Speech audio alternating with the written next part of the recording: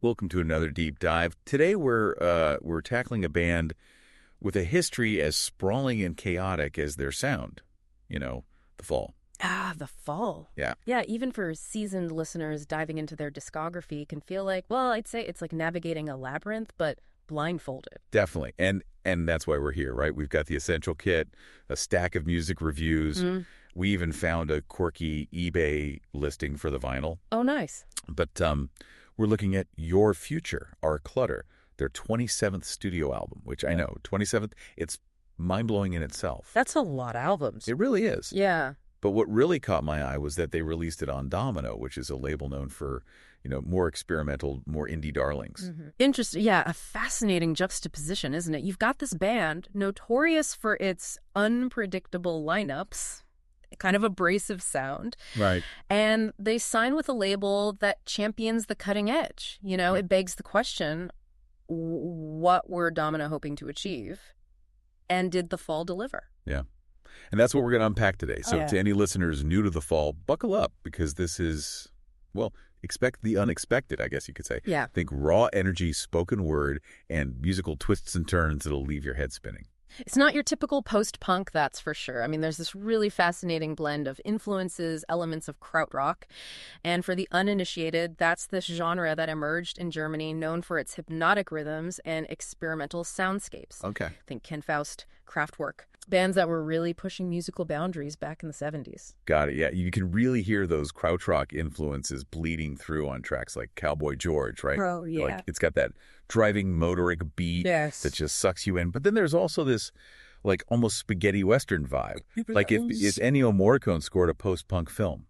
Precisely. And the sonic adventurousness is matched by the album's surprisingly polished production. Interesting. Yeah, and many sources point to the producer Ross Orton, who's known for his work with bands like Arctic Monkeys, as the reason behind that sonic clarity. Yeah, which is interesting, right? Because The Fall aren't exactly known for their, pristine production. Right. In fact, their raw, almost lo-fi sound is often considered part of their charm. Absolutely. Yeah, this isn't to say Your Future, Our Clutter sounds overly polished or anything. Okay. But there's a certain crispness, a depth to the recording that allows the complexities of the music to shine through in a way we haven't necessarily heard with The Fall before. Right. Yeah, it's as if that clearer sound provides a new lens through which to experience their raw energy. I like that. It's like they've taken their signature chaos and given it space to breathe. Yes. And you're going to need every bit of that clarity because, let's be honest, deciphering Marky Smith's lyrics is an art form in itself. There's no denying that Smith's lyrics are notoriously cryptic, delivered in his trademark spoken word style. Right.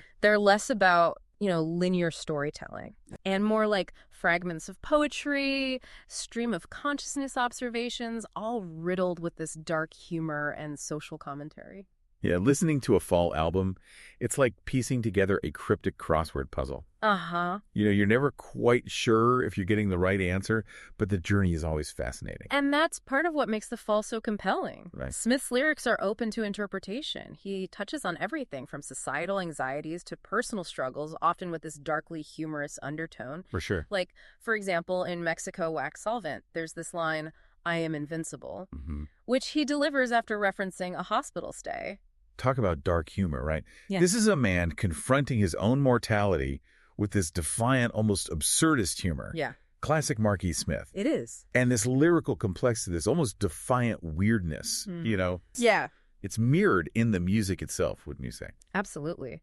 Your Future, Our Clutter, is an album that keeps you on your toes from start to finish. I mean, you've got the driving energy of a track like OFYC Showcase, which sounds like, classic Fall. Yeah. But then they throw you a curveball with something like Weather Report 2, which is far more atmospheric and experimental. Yeah, that's one of the things I love about this album. Yeah. This willingness to subvert expectations. And speaking of which, we have to talk about Cowboy George. Oh, yeah. Like, how often do you hear a post-punk band, right, go full-on spaghetti western? It's such a bizarre and brilliant track. Yeah. You hit the nail on the head. It's like they took a detour into, a Sergio Leone film. Totally. The eBay listing we have actually describes it as Morricone in Northern, which I have to say is pretty accurate. That's amazing. Morricone in Northern. I love that. I'm going to have to remember that one. Ah. It's those unexpected turns that make this album so fun to unpack, It's like you're on this wild, unpredictable ride. Yeah. And just when you think you know where it's going, bam, they hit you with a banjo or a burst of electronic noise. Exactly. And it's not just about being unpredictable for the sake of it. Right. These sonic detours actually add depth and texture to the album. Yeah.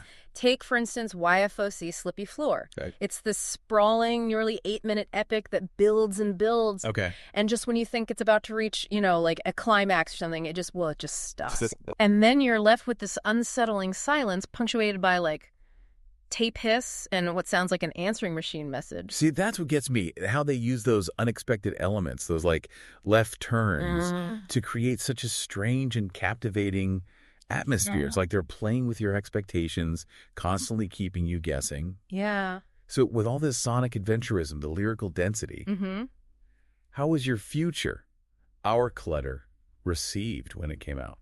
Critically, it was very well received. Okay. A lot of critics saw it as a return to form for the Fall.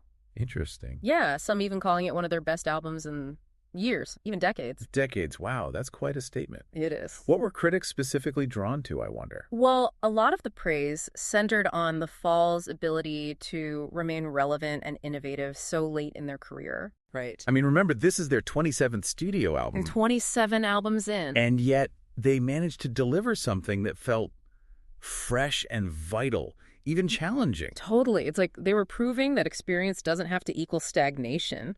Right. That a band with their history can still surprise and even provoke their audience. Exactly. One review even went so far as to call the Fall the best new band in Britain, which is obviously tongue-in-cheek. Yeah. But it speaks to this idea of reinvention, of refusing to rest on their laurels. I love that. It's like they were saying, we've been doing this for years, and we're still pushing boundaries, still finding new ways to make you think and feel. Yeah.